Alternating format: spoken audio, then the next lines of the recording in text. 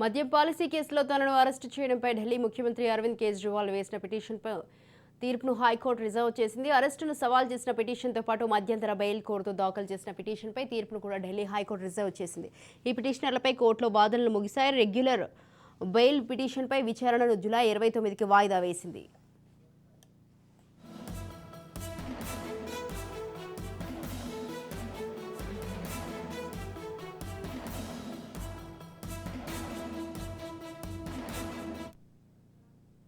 కేజ్రీవాల్ తరపున అభిషేక్ మను సింఘ్వి, విక్రమ్ చౌదరి, సిబిఐ తరపున public prosecutor DP Singh వాదనలు వినిపించారు.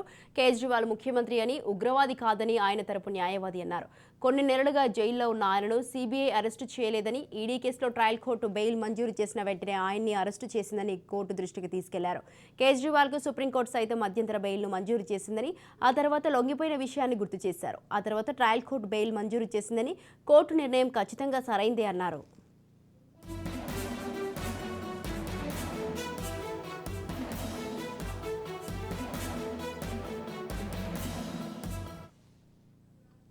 కేజ్రీవాల్ ఎక్కడికి పారిపోవడం లేదన్నారు. తప్పుడు కేసులో అరెస్టు చేశారని ఆరోపించారు. విచారణకు కేజ్రీవాల్ ఎప్పుడు సహకరిస్తూ వచ్చారన్నారు.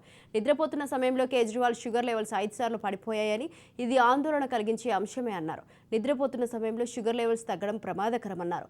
ఈ కేసులో అందరికీ బెయిల్ వచ్చిందని, కేజ్రీవాల్కు మాత్రం రాలేదన్నారు. వాస్తవాలను పరిశీలించి బెయిల్ను మంజూరు చేయాలని కోరారు.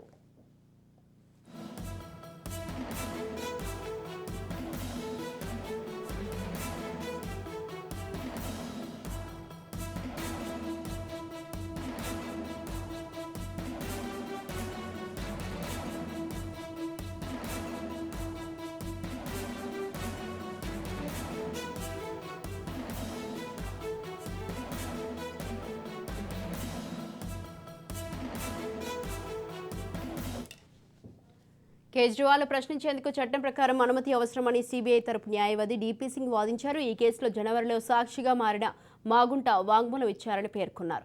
అంతకుముందు ఏం చేయలేదన్నారు. దర్యాప్తు సంస్థగా సిబిఐకి సొంత హక్కులు ఉన్నాయని, ఏ నిందితుడిపై ఛార్జ్షీట్ను ఎప్పుడు దాఖలు చేయాలని, ఏ నిందితుడిని ఎప్పుడు పిలవాలో నిర్ణయించే హక్కు ఉందని పేర్కొన్నారు.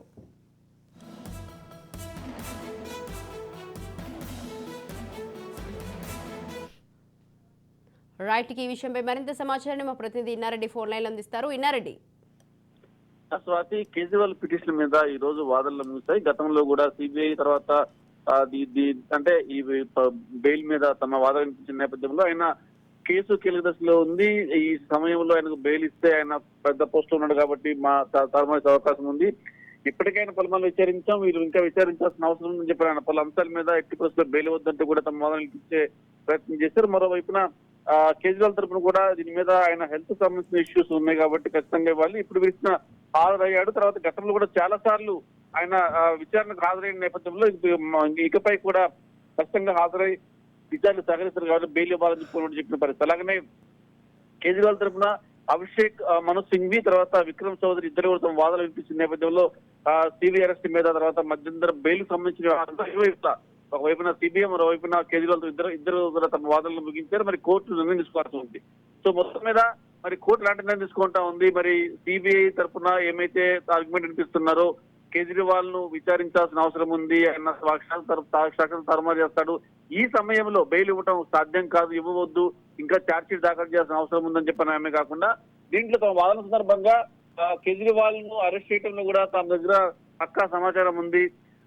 దీంట్లో కన్ఫెషన్ స్టేట్మెంట్ సంబంధించి కొంతమంది ఇచ్చిన ఇన్ఫర్మేషన్ ప్రకారం అరెస్ట్ చేస్తాం, కొన్ని సాక్ష్యాలు మా దగ్గర ఉన్నాయని చెప్పన్న పలు అంశాల మీద తమ వాదన వినిపించారు. మరి హెల్త్ రీజన్ కారణంగా ఆయన ఖచ్చితంగా బెయిల్ ఇవ్వాల్సిన చెప్పిన ఆయన కూడా కేజ్రీవాల్ తో అడ్వకేట్లు వాదన వినిపించారు. మొత్తం మీద ఇరువైపుల వాదనలు కంప్లీట్ అయ్యి మరి కోర్టు ఎలాంటి నిర్ణయం తీసుకుంటుందన్న దాని మీద సర్వత్రా ఉత్కంఠ కొనసాగుతా ఉంది. స్వాతి.